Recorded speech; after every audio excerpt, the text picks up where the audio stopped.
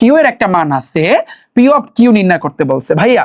P of Q কিন্তু এই জায়গাতে এখন কিন্তু তোমার শক্তি সেট বের করতে হবে। দেখো কিউ এর যে মানটা কি 1, a আছে, এখন তোমাকে বলছে কি পি অফ কিউ, এটা দ্বারা কি বোঝায়, এই যে কিউ যে সেটটা আছে এই কিউ সেটের তোমার শক্তি সেটটা বের করতে হবে। তুমি আগে ঠান্ডা মাথায় তুমি চিন্তা করো যে অর্থাৎ শক্তি সেট যদি বের করতে বলে, উপসেট যদি বের করতে বলে, তুমি জানো শর্টকাট হয়েছে কিন্তু 2 এর পাওয়ার n। তুমি আগে চেক করো এখানে টোটাল হইবে কয়টা, তাহলে এই n এর মান কত, এখানে একটা দুইটা, তাহলে 2 যদি বসাও 2 দ্বিগুণে 4টা হবে। তাহলে দেখো তো 4টা হয় কিনা।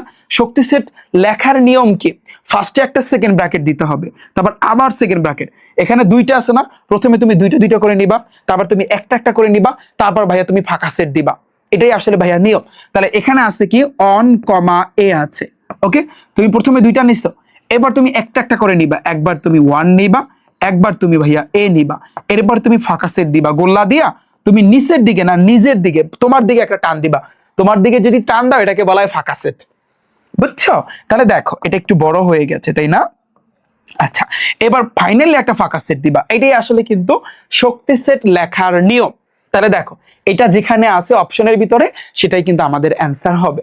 তাহলে ভাইয়া দেখো অন কমা এ, একটু দেখো কোথায় আছে, আমি যদি একটু ভালো করে দেখি তাহলে আমি দেখতে পারবো এখানে অন আছে, এই ধরো হচ্ছে 1, তারপর এ আছে এই ধরো এ, এরপর আছে অন কমা এ, তারপর ফাঁকা সেট, এখানে ফাঁকা সেটটা এভাবে হবে, এটাই হয়েছে আমাদের অ্যান্সার। বুঝছো আমার কথা? আশা করছি বুঝছো। পরে দেখো